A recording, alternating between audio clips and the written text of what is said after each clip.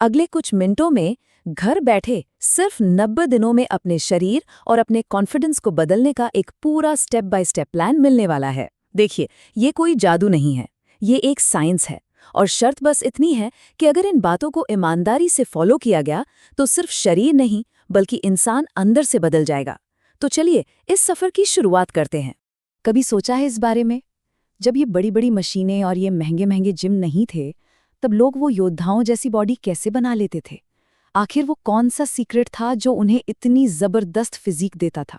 ये सवाल आज भी बहुत जरूरी है, क्योंकि इसका जवाब हमारी पूरी सोच को हिलाकर रख सकता है। जी हाँ, वो सीक्रेट कहीं बाहर नहीं बल्कि हमारे अंदर ही है।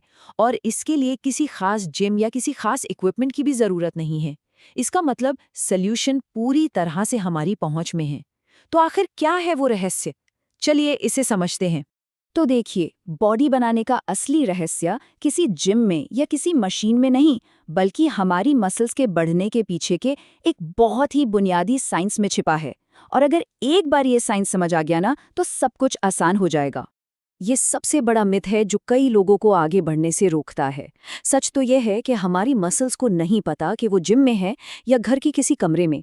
वो सिर्फ एक ही भाषा समझती हैं, चुनौती, यानी कि चैलेंज। जब उन्हें चैलेंज मिलता है तो वो ग्रो करती हैं, बस, चाहे वो चैलेंज कहीं से भी आए। और इसी साइंस को कहते हैं प्रोग्रेसिव ओवरलोड। ये नाम सुनने में भले ही टेक्निकल लगे, पर यही हर तरह की ग्रोथ की चाबी है। इसका सीधा सा मतलब है कि मसल्स को ग्रो करने के लिए उन पर धीरे धीरे स्टेप बाय स्टेप चैलेंज को बढ़ाते रहना। और हमारा पूरा प्लान इसी एक सिद्धांत पर आधारित है। चलिए इसे एक बहुत सिंपल से एग्जाम्पल से समझते हैं। मान लीजिए कोई रोज पानी की एक बाल्टी 10 बार उठाता है। शुरू में ये मुश्किल लगेगा, लेकिन 15 दिन बाद वही बाल्टी हल्की लगने लगेगी। मतलब ग्रोथ रुक गई। तो अब ग्रोथ के लिए क्या करना होगा?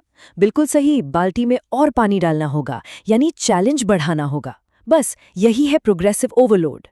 तो अब जब इसके पीछे का साइंस समझ आ गया है, तो चलिए अब असली एक्शन पर आते हैं। पेश है अगले 90 दिनों का होम वर्कआउट प्लान, एक पूरा ब्लूप्रिंट। लेकिन रुकिए, प्लान शुरू करने से पहले एक गोल्डन रूल याद रखना बहुत बहुत जरूरी है। वो है, फॉर्म रेप से ज्यादा जरूरी है।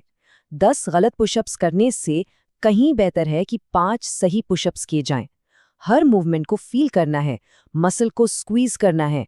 जल्दी जल्दी नहीं, सही सही। सेफ्टी भी रहेगी और रिजल्ट्स भी मिलेंगे। तो ये रहा हमारा वीकली स्केड्यूल। जैसा कि दिख रहा है, हफ्ते में सिर्फ 3 मेन वर्कआउट डेज हैं। और एक बात हमेशा याद रखनी है, ग्रोथ वर्कआउट करते समय नहीं, रेस्ट के दौरान होती है। इसीलिए आराम के दिन भी उतने ही जरूरी हैं जितने वर्कआउट के दिन। चलिए तो शुरू करते हैं हमारे पहले वर्कआउट डे से, जो है पुश डे।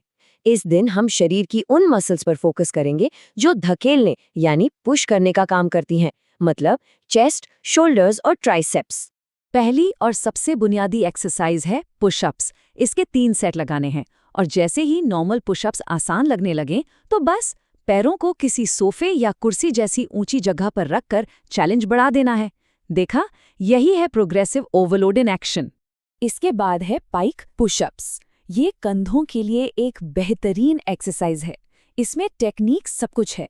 आराम से धीरे धीरे नीचे जाना है और फिर एक झटके में एक्सप्लोसिवली ऊपर आना है।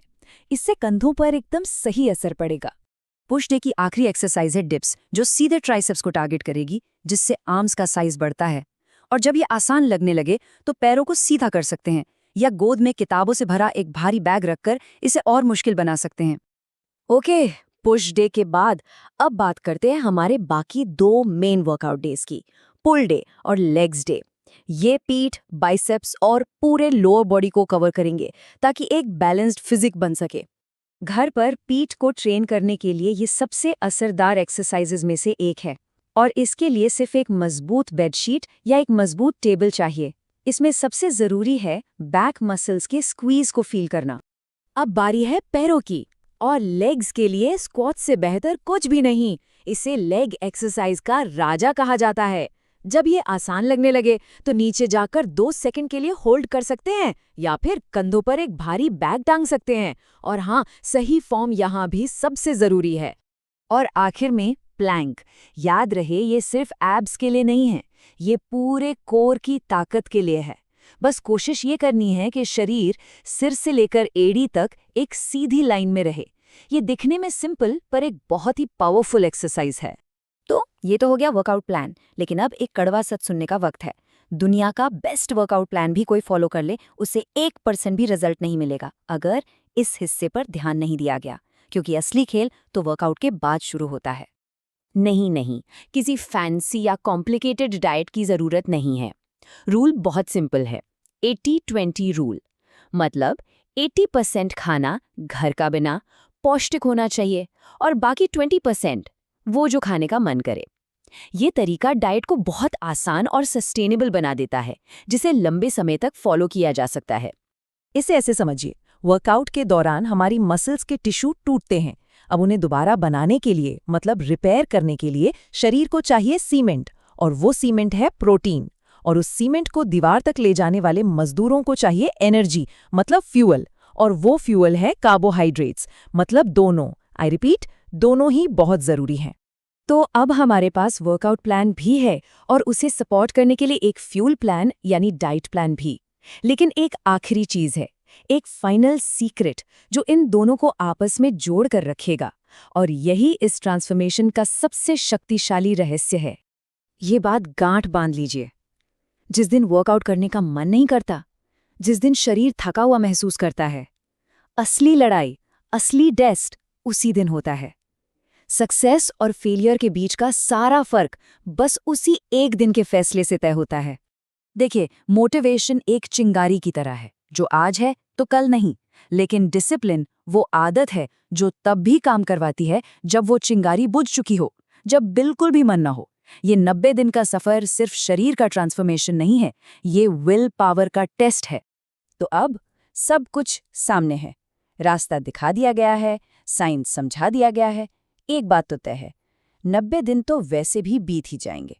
सवाल सिर्फ यह है कि 90 दिन बाद कहाँ खड़ा होना है, उसी जगह पर शिकायत करते हुए, या फिर एक नए, ज्यादा कॉन्फिडेंट और ज्यादा पावरफुल वर्जन के रूप में।